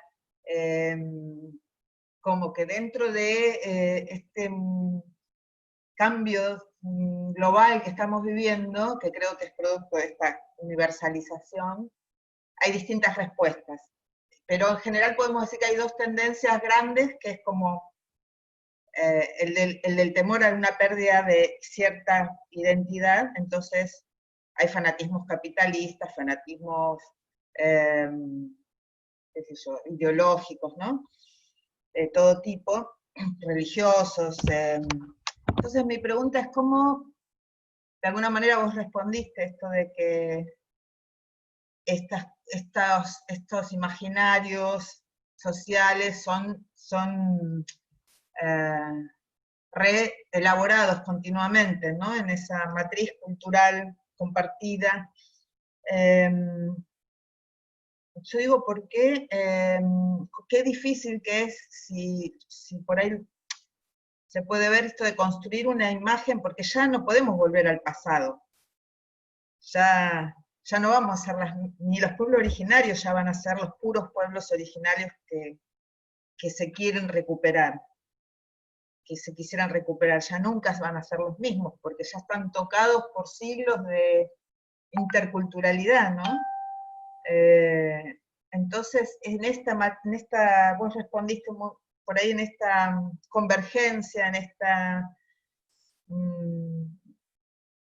sí, en esta reelaboración conjunta del mito colectivo, del imaginario colectivo, ¿se apunta hasta ahí? ¿Se cree que cómo podríamos imaginar más que ir para atrás, apuntar a una nueva identidad futura compartida? Porque no se puede evitar el proceso de globalización, a no ser que nos matemos los unos a los otros, definitivamente, ¿no? O sea, la pregunta es por un imaginario futuro, y no un imaginario retrógrada. Gracias. No sé si iba a hablar Atahualpa hace un momento, no sé si quiere hablar o participo. Si me das oportunidad la primera y después tú hablas. A lo que preguntaba Alicia, pues aquí debemos de entender que las cosmovisiones, las identidades, las representaciones, las tradiciones, todas son cambiantes, ¿no? Ninguna es permanente en el tiempo, todas son objeto de modificaciones. ¿Por qué? Por los mismos intereses, los objetivos que los actores sociales o las sociedades en general tienen cierto contexto determinado, ¿no? Y entre estas sociedades, por aquí puedo ligarlo con los indígenas son los grupos que cuentan con una de las más amplias gamas de elementos para representarse y presentarse, ¿no? Ellos pueden recurrir a diversidad de elementos que son legítimos dependiendo del contexto en el cual lo están utilizando, ¿no? Ellos tienen elementos culturales a los cuales recurrir para reivindicaciones ambientales, territoriales, identitarias, políticas, etcétera, ¿no? Entonces, hay que partir de eso que señalaba al inicio, ¿no? De que todos estos constructos identitarios, comunales, tradicionales, de todas las sociedades en general, no solamente indígenas, son objeto de cambio, de reconfiguración. Por la misma capacidad de agencia que tenemos como seres humanos, somos sujetos de cambio, ¿no? De influencia, de intermediación. Entonces, no hay ningún conflicto en esta reconfiguración de lo que se ha señalado como la tradición, ¿no? De hecho, ya es una discusión ya muy agotada lo que señalaba, por ejemplo, la compañera Fabiana, de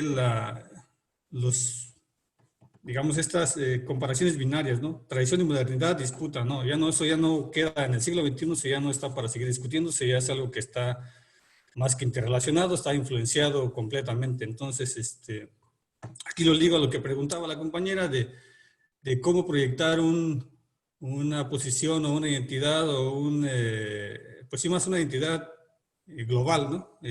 Donde no se haga tanto énfasis en las especificidades, sobre todo tradicionales de algunos grupos, etcétera, ¿no? Yo creo que eso es muy complicado. ¿Por qué es complicado? Porque a partir de 1989, sobre todo en la década del 80, específicamente el 89, es un momento global que marca el inicio de las reivindicaciones culturales en todo el mundo.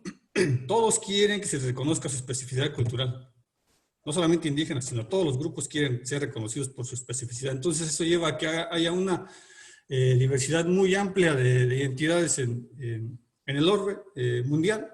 Entonces es muy difícil desde este momento hasta la actualidad plantear una identidad única o general para toda la humanidad. Cada grupo va a sostener un posicionamiento cultural e identidad dependiendo de su contexto específico, dependiendo de los intereses y los objetivos. Entonces es muy complicado plantear ese tipo de escenarios, ¿no?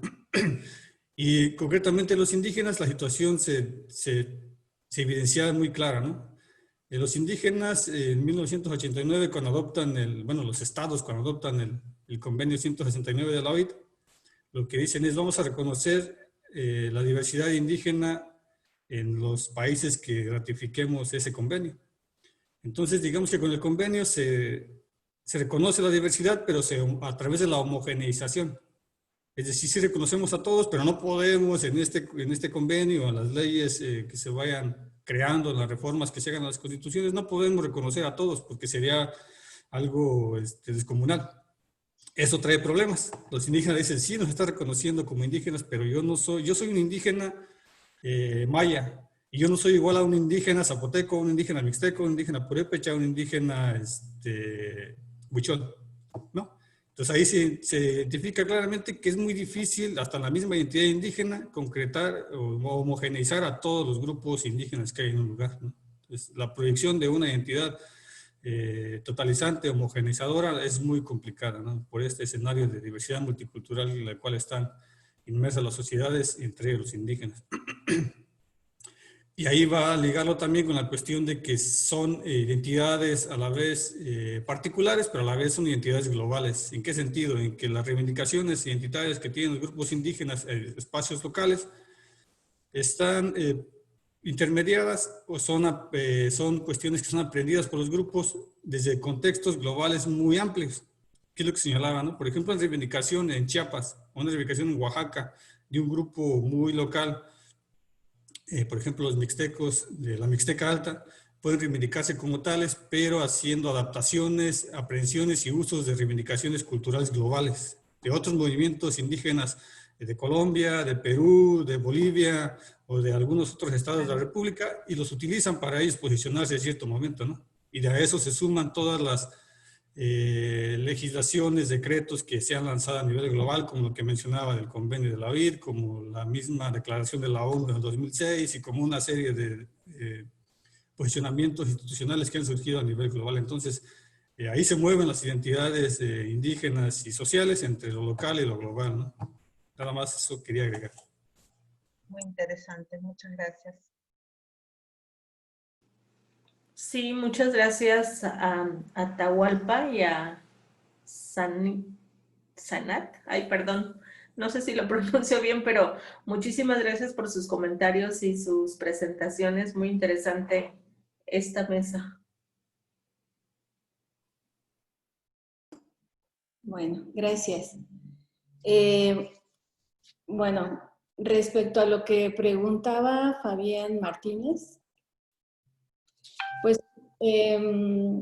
esto del movimiento, bueno, las culturas se mueven, no son prístinas, no son estáticas tampoco, ¿no?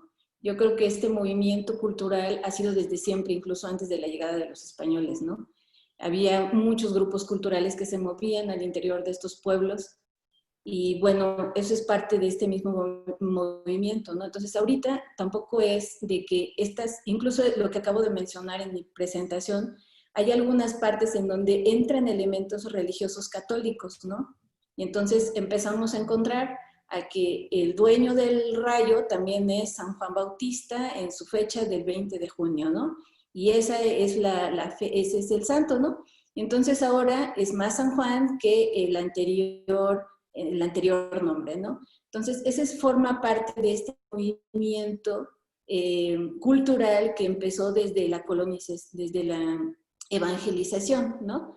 Y no está peleado, ¿no? Y cuando uno platica con las personas, no hay un conflicto entre una postura u otra, es parte de ese mismo movimiento cultural. Entonces, tampoco estamos así de que las culturas deben de permanecer estáticas y no avanzar en ningún sentido, ¿no? Al contrario, o sea, las culturas no tampoco quieren eso, ¿no? Sino sí avanzar este movimiento continuo, tener nuevos elementos, en fin, eso es parte de lo que las mismas organizaciones y los mismos movimientos piden, ¿no? Y aquí el caso es el reconocimiento a estas diversidades culturales, ¿no? Y que estas diversidades culturales no vayan en menosprecio de alguna forma de apreciación del mundo, ¿no? A mí se me hace muy interesante esta forma, cuando empezamos a analizar estos relatos y ver estas formas entre que el ser humano se cambia en animal, el animal se cambia en humano, y todas estas seres antropomorfos, y después vemos en la teoría del Big Bang que todos venimos de polvo de estrellas y venimos de animales y venimos de bacterias y de todo un proceso evolutivo tan grande, tan enorme, tan amplio, tan complejo. Se me hace como una versión tan parecida a las cosmovisiones, en donde nosotros somos parte de un universo total y que el monte no está desligado de mí y que el aire no está desligado de mí, sino es parte de mí. Entonces, esa relación es muy interesante en la explicación del mundo, ¿no? Entonces, aquí no es que estemos de manera estática, sino más bien que comprendamos la complejidad de las sociedades, de la forma de apreciación y de la forma de explicación del mundo, y que todas estas explicaciones tienen un valor cultural importante, y que no por ser un valor, no por ser una apreciación indígena, tiene un menor peso que otras apreciaciones judeocristianas, ¿no?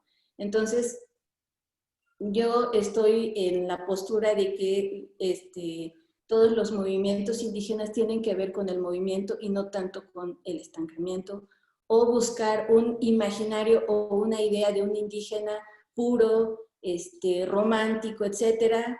Bueno, esas son unas posturas que no compartimos y que tratamos de ver más la complejidad que estas otras posturas. Y muchas gracias. Me parece, no sé si alguien quería decir algo. Doctor Benavides quería decir algo. ¿Quién? ¿Puedo? Si me permite, ¿Sí? no sé, el orden, el monitor. El pastor Benavides y después Fabiana. Así no. Gracias. Sí, me parece muy interesante la discusión que se ha establecido aquí, de eso se trata, creo yo. Frente a lo que comentaba la doctora Diana, sí, me parece muy importante, digamos, como decía la compañera que acabó de intervenir, pues no se trata de volver a la cultura y que volvamos a hacer como hace 500 años. Pero sí creo que hay un derecho de la humanidad, ni siquiera de las poblaciones indígenas, de estar pensándose, y justamente para pensarse es importante recordar y tener en cuenta ese pasado. Si en México el alcalde o el gobernador decía no olvidemos el pasado y lo vamos borrón y cuenta nueva, pues hay una negación. De partir de ahí creo que es partir en falso, ¿no? Solamente para ejemplarizar y tratar de ser breve, pues en la época moderna, pues se implantó el imaginario del progreso, y el progreso consistía en dominar la naturaleza, y para dominar la naturaleza era con tecnología, y ese imaginario lo implantaron en su momento a tal punto que empezó la producción en serie, y fue tan fuerte que la única forma de romper ese imaginario fueron 2 guerras mundiales. Pero la franja de dominación, después de las 2 guerras mundiales, dijo, no, tenemos que implantar otro imaginario para seguir dominando. ¿Cuál fue ese imaginario? El de la comunicación y la información. Y desde los 40 empezaron las TIC como una forma de consumo, hacerle creer al mundo que la felicidad estaba en el consumo. Y creo que hoy todavía no nos hemos podido desligar de ese imaginario. Somos felices, podemos ser en la medida que consumimos. Creo que oponerse a eso, digamos, no tiene, digamos, negativa, pero necesitamos justamente reconsiderar esa historia que hemos vivido para otro mundo posible. Otra globalización posible, dice un autor en Colombia, Marco Raúl Mejía, que donde podamos conservar el medio ambiente, donde haya equidad, porque si no lo hacemos, las franjas dominantes van tomando más dominio y van estableciendo otros imaginarios, a tal punto que en Colombia cobra mayor valor que se tumbe una estatua a que maten 5 indígenas. Es decir, hace 8 días he matado un líder indígena en el Cauca, después de haber matado muchos más, hay muchos más muertos, pero eso no tiene relevancia, pero sí tiene relevancia que tumben una estatua. Creo que oponerse a eso es muy importante, y para eso la historia es importante, no para regresar al pasado ni para que sea la franja indígena que ahora sí domina el mundo, sino en búsqueda de un planeta más equitativo como tal. Sería como el aporte que daría frente a los comentarios. Gracias. Muchísimas gracias. Este tema de que una estatua valga más que una vida, sea indígena o no, me parece que es parte de la caída de este sistema en este momento, ¿no? De la crisis que estamos viviendo. O sea, no es que antes no pasaba, sino que está más exacerbado, ¿no? No sé si tiene que ver tanto con el pasado o con la valoración de la vida humana, y me parece que en ese sentido engancha con el reconocimiento de las particularidades también, ¿no? O sea, creo que hasta ahora la lenta lucha por el reconocimiento de las identidades, y como nos decía el doctor Atahualpa, que incluso las comunidades, los miembros de las comunidades indígenas no se sienten reconocidos por el reconocimiento que se les da, ¿no? Porque ya es la transversalidad es tan múltiple, tiene tantas aristas, que creo que en realidad es un paso muy positivo, porque cada uno de nosotros como ser histórico y social somos, o sea, este problema de la identidad y del reconocimiento, yo lo llamo como el fracaso de las religiones, en el sentido de que yo soy licenciada en Teología y Religiones Comparadas, ¿no? Y comparto con Sanat esta cosmovisión, esta interpretación o esta hermenéutica de la cosmovisión en cuanto sentidos comunes como experiencias de significados profundos en los mitos, que coinciden en unos y en otros como significados, no como imágenes en sí, sino como significados, ¿no? Las imágenes quizá no son tan importantes porque en ese sentido, como traducciones de una experiencia y de un significado, porque muchas imágenes,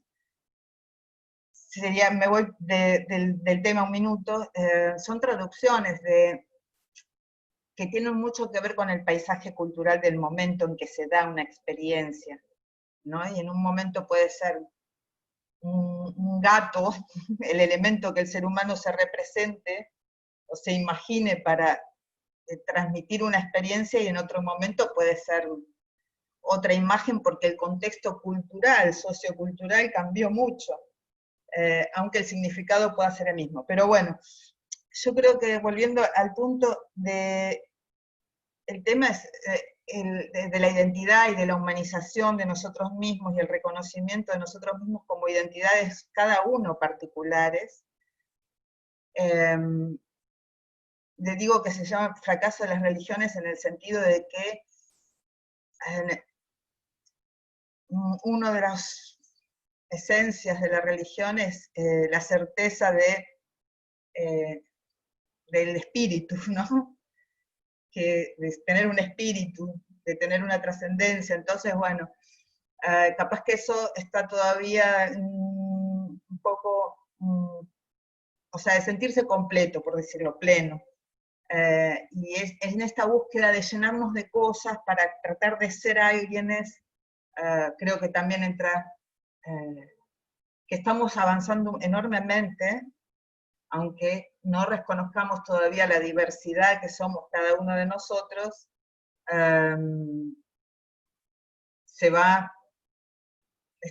me parece que es la lucha y la gran revolución de este momento, porque rompe con el poder hegemónico. Y por eso, nombrando el tema del poder, lo que decía Janat,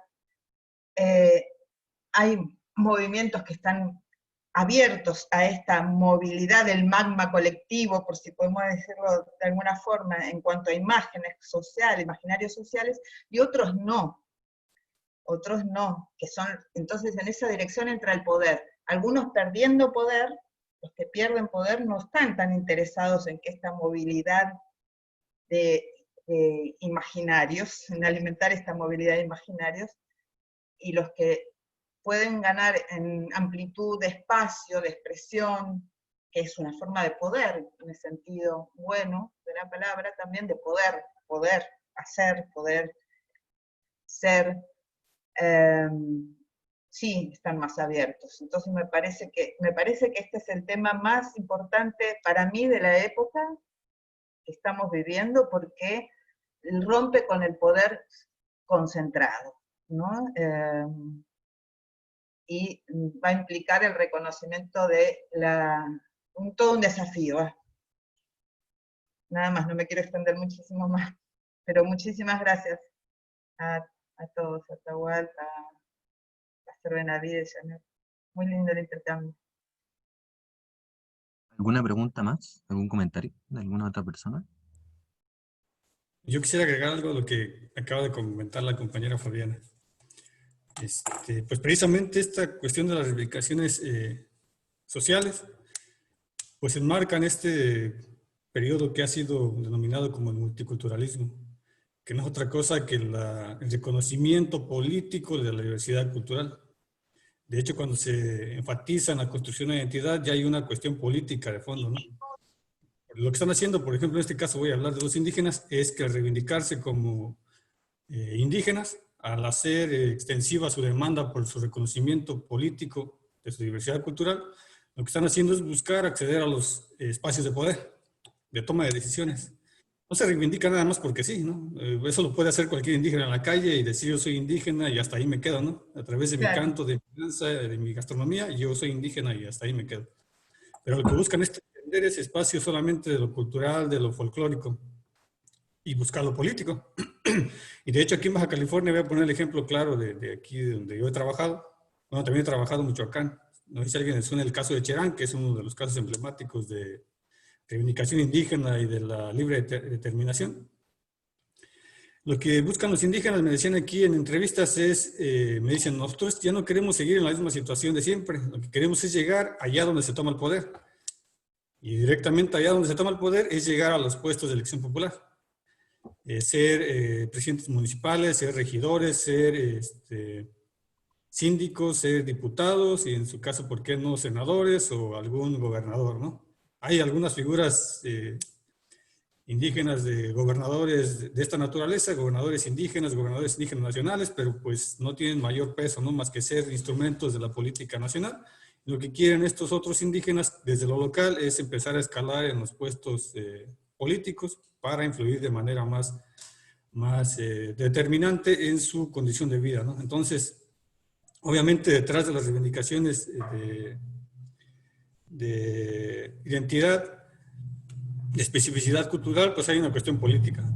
Todo aquel que hace pública su identidad o que se posiciona públicamente es porque está buscando algo más, ¿no? Algo político, algo, hay un interés detrás de eso, ¿no? No es nada más porque sí. Y en lo otro que mencionaba Pastor, es muy interesante y muy pertinente lo que él señala en cuanto a volver al pasado, ¿no? Lo que hacen los grupos sociales en sus reivindicaciones no es solamente construir una representación o un sentido de su posición, sino que siempre hay una necesidad de volver a un pasado para justificar lo que se está haciendo en el momento y para hacer una conexión pasado-presente que ubique socialmente la demanda o la movilización, ¿no? Eso es algo de lo que carece, bien nos señala también Pastor, lo que carecemos en la actualidad. Perdón, se carece de referentes en las nuevas generaciones que les den dirección, que les den una guía, ¿no? Entonces lo que hacen, por ejemplo, los indígenas es siempre volver al pasado para posicionar a su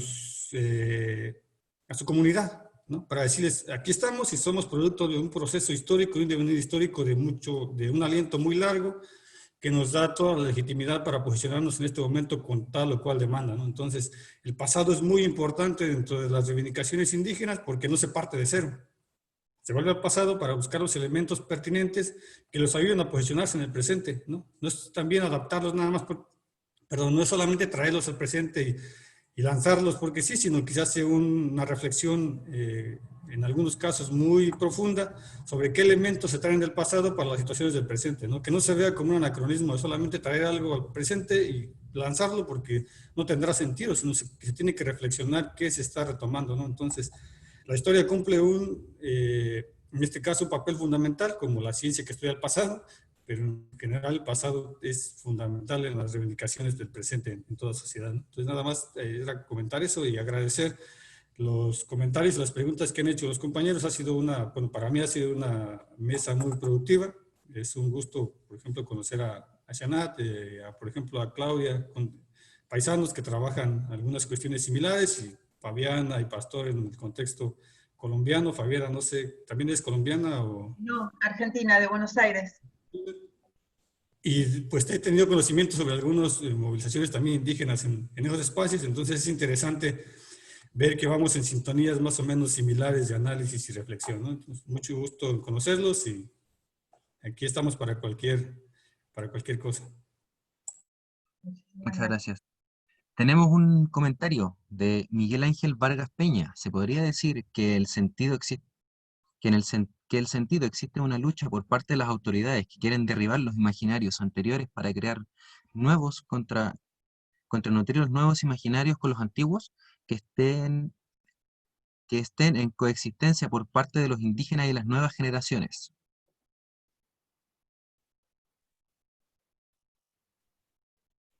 No sé si alguien quiere seguir desarrollando la idea, dar algún comentario. Bueno, en México eso estuvo muy presente, sobre todo en la década del 30 y 40, con el indigenismo de Estado, ¿no?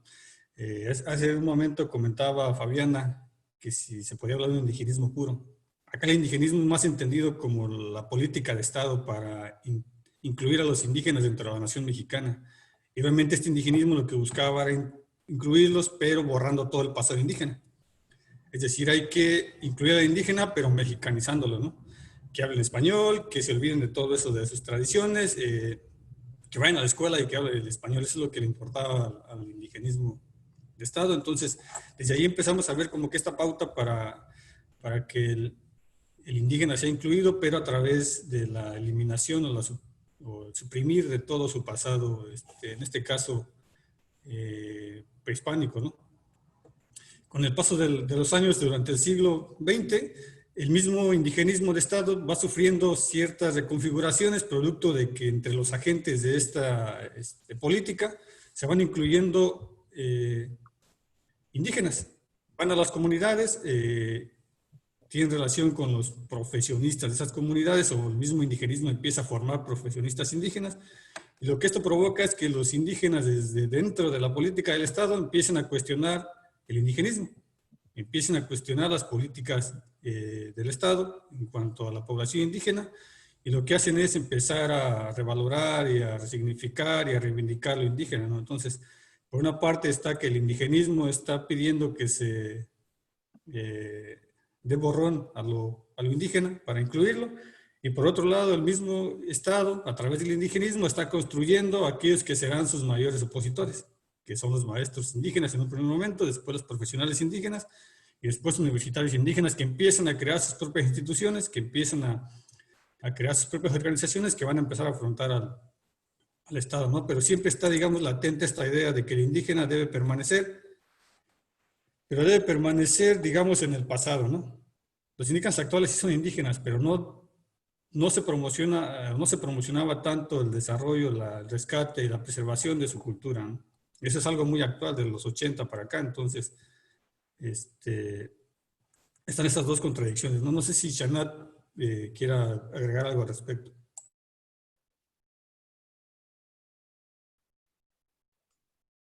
No, hasta ahorita ya. Gracias. Yo quise agregar algo. La historia ya sabemos que también depende de quién la cuente, ¿no? Es un imaginario muchas veces que depende del historiador. Entonces, esto de aclarar quién es el que mira es muy importante. Para mí es un tema de poder, no de mayorías ni de minorías muchas veces, ¿no? Ya lo vemos como las mayorías quisiéramos hacer otras cosas, pero unos pocos no. Entonces, me parece que dos cosas, este tema de que hay que ver la historia quién la cuenta, qué identidad nos refleja, pero sobre todo qué es lo que terminamos creyendo, o sea, el sentido crítico de aumentar el nivel del sentido crítico del colectivo social, por un lado, que para mí por eso es revolucionario lo del tema de seguir creciendo en alentar las diversidades particulares hasta el punto que uno diga, bueno, yo soy una persona particular e individual y puedo pensar totalmente diferente del resto del colectivo y que el colectivo pueda admitir eso. Eso puede ser revolucionario e iría hacia, en otros aspectos, a una democracia, por ejemplo, real, no lo que conocemos, ¿no? Y por otro lado, el tema del futuro. Me parece que nos da más identidad el futuro que el pasado. Esto también es algo que no está en nuestras... porque así como el futuro es el pasado, es un imaginario, el futuro también, pero otorga dirección e identidad en el presente mismo. No me voy a explayar mucho en esto, pero me parece que hasta ahora se han justificado muchas barbaridades y se han naturalizado muchas barbaridades y se han contado muchas cosas en sentido del pasado, y nos coarta las posibilidades del futuro, que nos coarta la posibilidad de crecimiento, desarrollo, expansión, identidad, y hacer y todo que es el futuro, que ahí tenemos las batallas por ganar y ganadas, y eso se nos coarta. Nada más, nosotros somos el futuro más que el pasado, me parece, de alguna forma. Sí, en ese sentido, las sociedades actuales están muy inmersas en el presentismo. No hay una proyección hacia el futuro, porque tampoco hay una proyección hacia el pasado. No hay Claro. referentes, no puedes proyectar un futuro. Entonces, es una sociedad que algunos autores han denominado como carente de memoria histórica, ¿no? Entonces, no tenemos dónde refugiarnos para proyectarnos en el presente, mucho menos vamos a poder proyectar un futuro. Estamos más preocupados por coexistir en el presente, ¿no? Nuestra vida se basa en el día a día, en el presentismo, entonces no estamos Pues nunca sí, proyectando más allá. En es cuanto una a, acción que vivimos. en cuanto a cuestión de lo que preguntas aquí, Fabiana, bueno, no preguntas, que nos solicitas material. Aquí rápido te puedo comentar que hay un libro para mí muy bueno y muy interesante, muy oportuno sobre identidad, que se llama Cuestiones de Identidad Cultural. Es de Stuart Hall y Paul de Gaye, donde hay algunos escritos muy, muy buenos, como por ejemplo el de Laurence Grossberg, que se llama Identidad Cultural. ¿Quién es? A ver, ¿me escribís? ¿Cómo se llama el autor? El autor del libro se llama Stuart Hall. Es uno de los principales exponentes de los estudios culturales, de los buenos estudios culturales. Y Pará, el texto que te lo estoy anotando. recomendaría, Sí, el texto que te recomendaría de este libro, además de pues, que todos son muy buenos, es uno de Laurence Grossberg, que se llama Identidad y Estudios Culturales. No hay nada más que eso. Hace una reflexión muy interesante sobre qué entendemos por identidad y quién necesita identidad. Es lo que hablábamos, ¿no? No todos podemos recurrir a un momento de construcción identitaria, pero hay algunos que lo hacen con un objetivo pues más fuerte, ¿no? Más que buscan algo detrás de la construcción de identidad. No es nada más por construirla, sino que hay intereses detrás de las construcciones identitarias. También te recomendaría leer a Dominic Lacapra. Él hace una conexión muy interesante entre memoria, experiencia e identidad. Entonces, también ese es un tema muy... Es un libro que se llama... se me va el nombre ahorita, pero te lo puedo mandar al correo, lo tengo en PDF. También puedes leer a Enzo Traverso. También hace una conexión interesante entre lo que es historia, memoria y experiencia. Ahí incluye la cuestión de la identidad. Son, desde mi gusto, son autores muy críticos, muy desde la historia. Bueno, Stuart Hall desde los estudios culturales, pero son posiciones muy críticas, ¿no? Igual ligando a esta cuestión de la identidad, está la cuestión de la cultura. Y una propuesta muy pertinente es aquella que hace Adam Cooper, con el libro que se llama Cultura, la versión de los antropólogos. Desde mi punto de vista, es una de las propuestas teóricas sobre cultura más profundas y más críticas que se han hecho, ¿no? Pone en duda un montón de autores, entonces es una propuesta buena, ¿no? Ya en cuanto a estudios de caso, pues esto los puedo compartir por el correo, ¿no? Pero autores así que yo considero básicos para entender la cuestión de la identidad serían esos.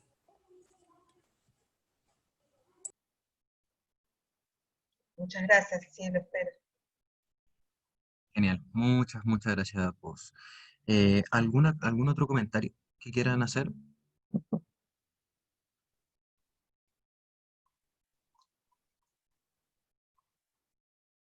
No, ya. Entonces, con el permiso de todos, me pidieron que sacara un pantallazo a todas las cámaras y a todos los presentes para mandarlo a un grupo y poder, para que estuviéramos todos. Ya. Muchas gracias. Se sumaron más gente. Acá estaba Ahora una sí. mesa también de Pérez Castro, Ana Belia Pérez Castro. Sí, pero no hubieron varios ponentes que no pusieron, que no presentaron, no expusieron, no estuvieron con nosotros, así que de hecho solamente estuvo Chanat y Atahualpa, nada más. igual les pido las disculpas correspondientes y darle las gracias a los expositores por los temas muy interesantes, la conversación muy fructífera que se desarrolló ahora, a los participantes también, que gracias a ellos se pudo desarrollar esta buena conversación y por lo menos nutrirnos a todos de mucho conocimiento. Voy a parar de grabar